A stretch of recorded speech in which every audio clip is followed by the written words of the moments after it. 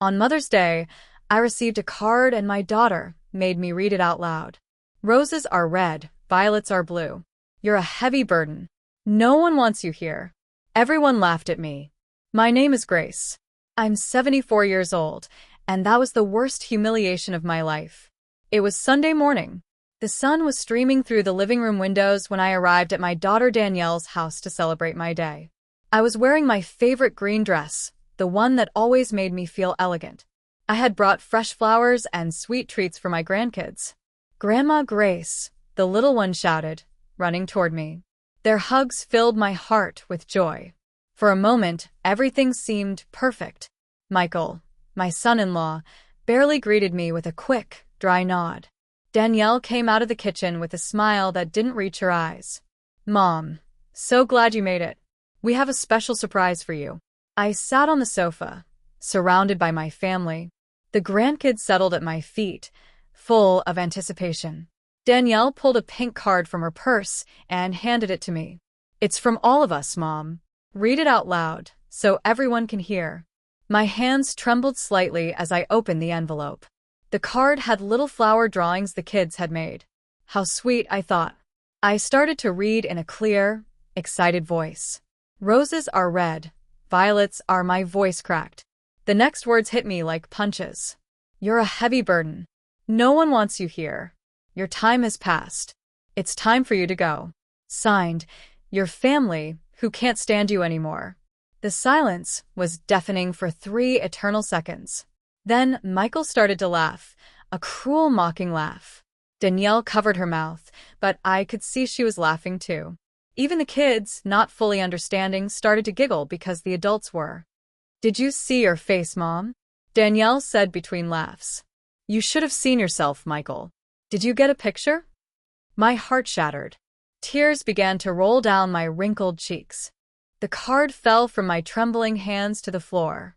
"It's just a joke, Mom," Danielle continued. But there wasn't an ounce of remorse in her voice. "Don't take it so seriously.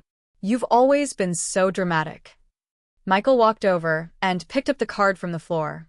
"Yeah, Grace, we were just playing around. But, he paused uncomfortably. "Lately, you've been a bit too present. Maybe you should consider other options." "Other options?" I asked, my voice breaking. "Well, Danielle said, sitting in front of me. There are some really good senior living communities for people your age. Places where you can be with people like you. You'd be more comfortable." The word senior living rang in my head like a death sentence. My own children wanted to get rid of me, like I was old junk. But I thought my voice was barely a whisper. "I thought I was coming to celebrate Mother's Day with you." "And you are, Mom?" Michael interjected in a condescending tone. "It's just time to be realistic. You're not young anymore. You need special care, and we have our own lives." The grandkids looked at me confused. The oldest, barely 8 years old, came over and took my hand. "Grandma, why are you crying?" Before I could answer, Danielle pulled him away. "Come here, son. Grandma's fine. She's just being sentimental." I sat there feeling more alone than I had ever felt in my life. On the day that was supposed to celebrate my motherhood, my own daughter had publicly humiliated me, turning me into the family's cruel joke. I slowly got up, my legs shaking. I should just go. "Okay, Mom." Danielle didn't even stand up to say goodbye. "We'll call you later." I walked to the door with what dignity I had left, but inside my world had completely fallen apart. That night, in my empty house, I cried until there were no more tears. But something had changed in me. The humiliation had woken up something that had been dormant for years. It was time for my family to learn the truth about who Grace really was. The next day, I blocked all of them.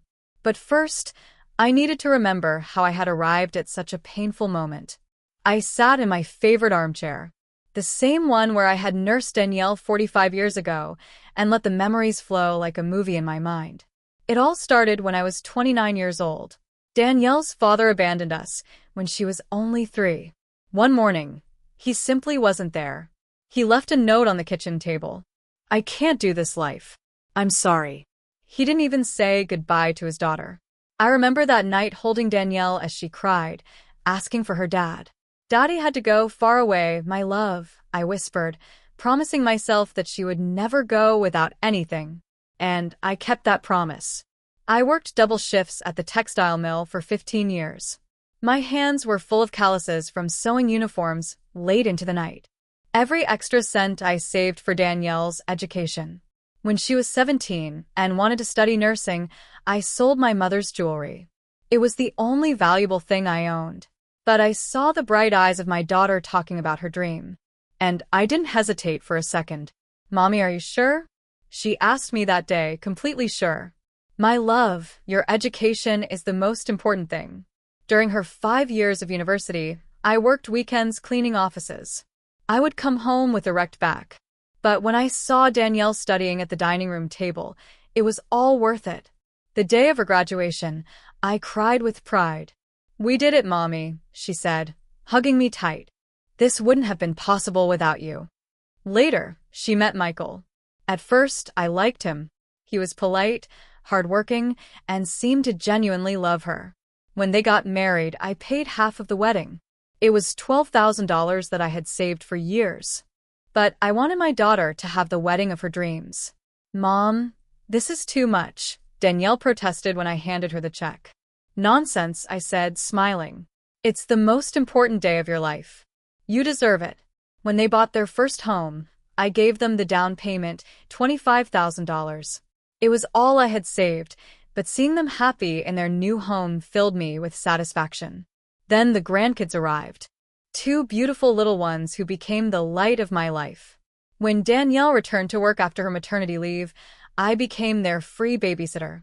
Every day for 3 years, I walked 6 blocks to their house at 6 o'clock in the morning. I made the kids breakfast, dressed them, took them to the park, fed them, bathed them, and read them stories. When Danielle came home from work, the house was clean, and the children were happy. I don't know what we'd do without you, Mom. Danielle used to tell me in those days. You're an angel. But gradually something changed.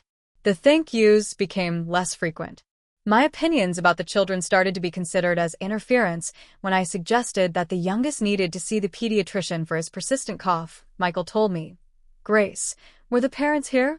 The first time they spoke to me like that, I stayed quiet. I thought maybe I'd been too nosy. Then the subtle comments started. Mom, you don't have the energy you used to for watching the kids. Grace, I think you got the kids' vitamins confused again. Maybe you should rest more at home. But I kept going every day. I kept helping. I kept giving my all. 2 years ago, when Michael lost his job, I started giving them $500 a month so they wouldn't lose the house. It's just temporary, they said. Just until Michael finds something better. Michael found a new job 6 months later, but they never told me to stop sending the money. They just kept receiving it, as if it were their right. When the kids needed new computers for school, I paid $2,000 without being asked. When Danielle's car broke down, I gave them $4,000 for the repairs. When they wanted to remodel the kitchen, I contributed $8,000. Little by little, I became the silent provider, the one who was always there to solve their financial problems, but who was no longer invited to important family decisions. A year ago, Danielle organized a family dinner for Michael's birthday. I found out by chance when one of my grandkids mentioned the secret party they had. Why didn't you invite me? I asked Danielle over the phone. Oh, Mom, it was a really small thing, just the 4 of us. We thought you'd be bored. But I saw the photos on social media. There were 20 people, Michael's relatives, whom I knew well. Everyone had been invited except me. That night, I cried in silence. But I told myself it must have been an oversight. Oversights became a routine. They forgot to call me on my birthday. They canceled our lunch dates. When I showed up unannounced, they always seemed annoyed by the interruption. But the final straw came 3 months ago. I was at their house helping with dinner when I overheard Michael talking on the phone on the patio. Yeah, my mother-in-law lives alone. She's getting really dependent. No, she's not sick, but you know how they are at that age. Yes, we're looking at options to move her to a proper place. I froze behind the door. My own son-in-law was planning to get rid of me like I was old furniture. That night, I couldn't sleep. I had given my whole life, all my money, all my love to this family, and now I was just an obstacle they wanted to get rid of. But they didn't know something very important about me, something I had kept secret for decades. My mother, before she died, had told me about a family property in Nassau, Bahamas, that I inherited when I turned 70. It was a beachfront condo that had been rented out for decades. The money had been accumulating in an account I never touched. I also had investments I made with the inheritance from my Aunt Lucille, who died childless and left everything to me. Bonds, stocks, certificates of deposit, money that grew quietly while I lived on my modest Social Security check. In total, I had almost $400,000 that my family knew nothing about. They thought I was a poor old woman living on government handouts. They didn't know I had been discreetly funding their comfortable life for years, not out of need, but out of love. But after the humiliation of Mother's Day, something inside me broke forever. It was time for them to learn Grace's true value. That cruel card was my wake-up call. I stayed up all night on Mother's Day, holding that card in my trembling hands. The words kept echoing in my head. "You're a heavy burden. No one wants you here." But as the tears dried on my cheeks, something strange started to happen. The sadness transformed into something more powerful. Clarity, determination. For the first time in decades, I saw my situation with complete honesty. I wasn't a burden. I was the one keeping them afloat. I slowly got up and went to my bedroom. I took a wooden box from my dresser that I hadn't opened in months. Inside were all my important documents, bank statements, deeds, investment certificates. As I looked through the papers, I did some mental calculations that took my breath away. In the last 5 years, I had given Danielle and Michael exactly $67,000. $67,000 that they received as if it were their natural right, while they treated me worse and worse. The down payment on their house, $25,000. The wedding, $12,000. Monthly help for 2 years, $12,000. The kids' computers, $2,000. The car repair for $1,000. The kitchen remodel, $8,000. And hundreds of small expenses that added up to $4,000 more. Meanwhile, I was still living in the same modest house, wearing the same green dress on Sundays, walking to the grocery store to save on gas. But that wasn't what hurt the most. What really broke my heart was remembering how their treatment of me had changed. I remembered my oldest grandson's birthday 6 months ago. I had arrived early to help decorate as I always did, but when I knocked on the door, Michael opened it with a look of annoyance. "Grace, the party doesn't start until 3. Why are you so early?" "I thought I could help with the preparations," I said with a smile. "We don't need any help. Danielle has everything under control." Behind him, I saw his mother, Brenda, hanging balloons in the living room. She had been invited to help. I was treated like an unwelcome guest. "I can wait outside until 3, I mumbled, feeling humiliated. "Don't be dramatic, Mom," Danielle said, appearing from the kitchen, wiping her hands on an apron. "You can stay, but don't get in the kitchen. You know you get confused with recipes." I got confused with recipes. Me who had cooked for that family for decades. That day, I sat in a corner of the patio like a stranger at my own grandson's party. I watched as Brenda helped with the food as the other guests complimented her on the cake she had baked. Meanwhile, I, who had paid for half the expenses of that party, was completely ignored. When it was time to sing Happy Birthday, I stayed in the back while everyone formed a circle around my grandson. No one noticed I wasn't in the family photos. Later that night, my grandson came up to me as I was discreetly picking up some dirty plates. "Grandma, why were you so quiet today?" "I was just tired, my love," I lied. Grandma Brenda says, "You're too old for big parties." The boy's words cut through me like knives. Brenda, who was only 3 years younger than me, was telling my own grandkids that I was too old. But even after that humiliation, I kept giving them money. Kept helping, kept hoping things would get better. How foolish I had been. I also remembered last Christmas. I had bought expensive gifts for everyone. A new bicycle for the oldest grandson, a tablet for the youngest, French perfume for Danielle, a power tool Michael had mentioned wanting. I spent almost $3,000 on those presents. On Christmas Eve, I arrived with my hands full of beautifully wrapped packages. The kids ran to me excited, but Danielle quickly called them over. Kids, put Grandma's presents under the tree with the others. We'll open them all together tomorrow. My gifts got lost among the mountain of packages they had bought themselves. When it was time to open them, no one mentioned who had given what. The kids vaguely thanked everyone for their gifts, but the most painful part came afterward. I had also brought a special gift for Danielle, a pearl necklace that had belonged to my grandmother. It was an antique piece, valuable and full of family history. "Mom, it's really pretty," Danielle said without even trying it on. "But, I don't wear a lot of jewelry. Maybe you should save it for when the grandkids are older." She handed the box back to me without even opening the clasp to see the pearls up close. I had imagined that moment for months, thinking about how my daughter would look, wearing the same pearls that had adorned 3 generations of women in our family. That night, in my empty house, I cried, hugging the little pearl box. It wasn't the monetary value that hurt. It was the total indifference to something that came from my heart. But the final straw came 2 months ago when I got the flu. I was in bed for a week with a fever of about 102 degrees. I couldn't cook, could barely get up to go to the bathroom. I called Danielle to ask if she could bring me something to eat, or at least ask how I was doing. "Oh, Mom, we're so busy right now. Michael has a big project at work, and I'm on a double shift at the hospital. Can't you ask a neighbor?"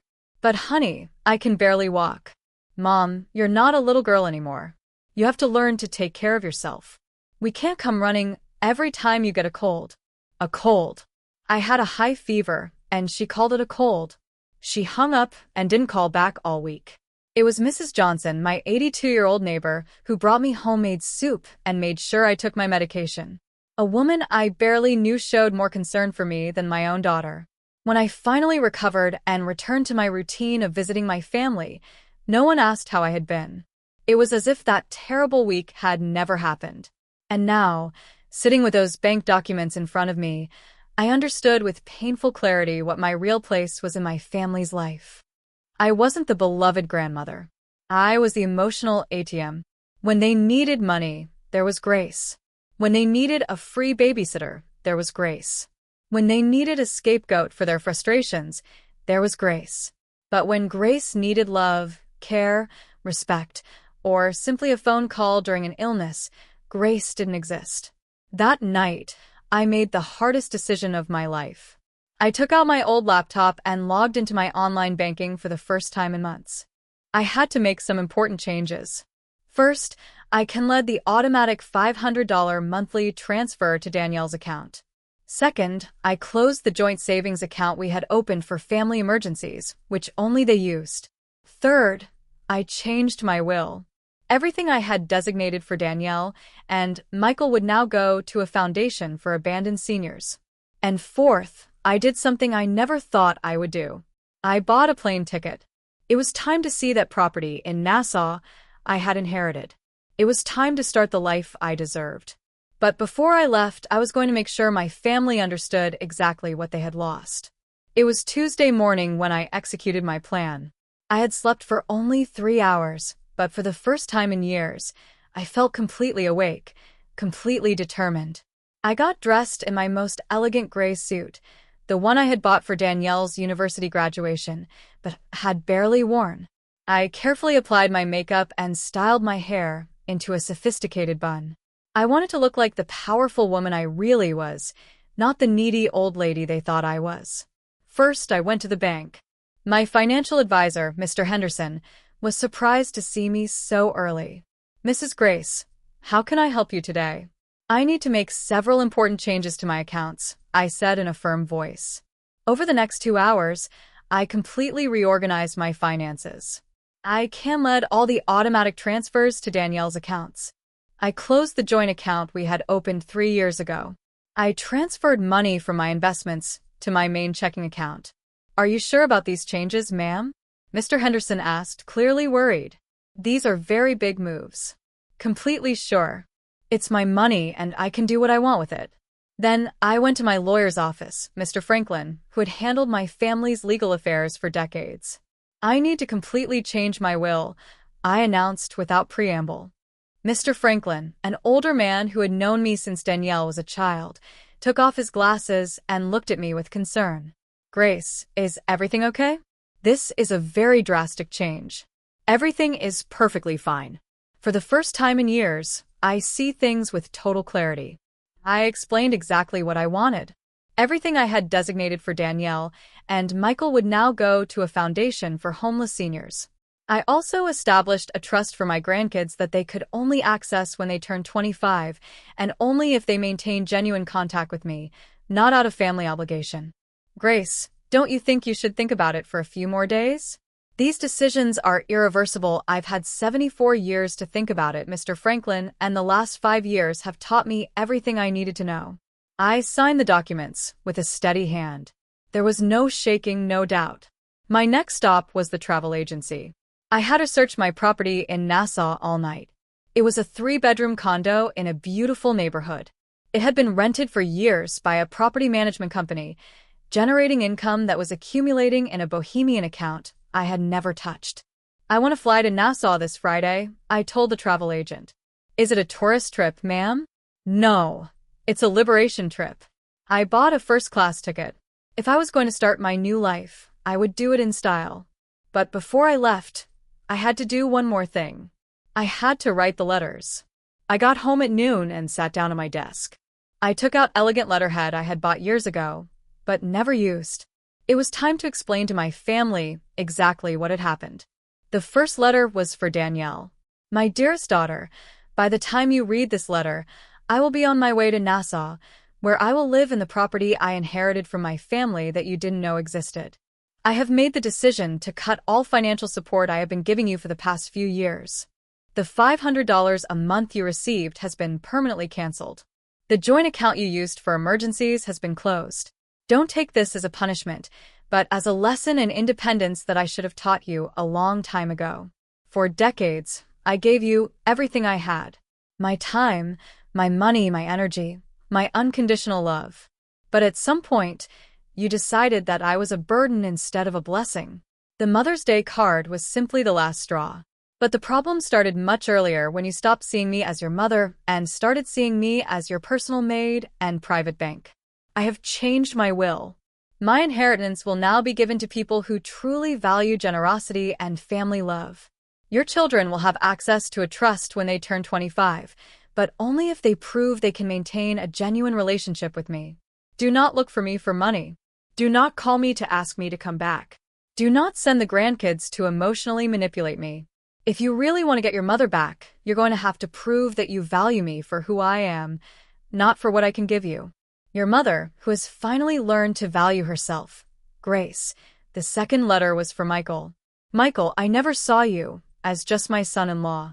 I accepted you as the son I never had, but you turned me into the awkward mother-in-law you wanted to get rid of. I heard your phone conversation 3 months ago when you were talking about finding a proper place to move me, as if I were old furniture getting in the way. What you didn't know is that a proper place was always in my hands. I have a property in Nassau, investments that generate more money than you make in a year, and the financial freedom to live wherever and however I choose. For years, I quietly funded your comfortable lifestyle. I paid for repairs, helped with expenses, covered emergencies. I did it out of love, not obligation. But you interpreted my generosity as weakness, my availability as dependency, my love as an annoyance. Now you will have to stand on your own 2 feet. After I finished the letters, I put them in an envelope and left them on my coffee table, ready to be discovered. Then I sat in my living room, smiling. It had taken me 74 years, but I had finally learned the most important lesson of my life. You teach people how to treat you by what you are willing to accept. For decades, I accepted crumbs of love because I was afraid of being alone. But it turns out that being alone was infinitely better than being with people who didn't respect me. And now that I had learned that, I wasn't really alone at all. I was free. I was going to Nassau. And for the first time in a long, long time, I was excited about my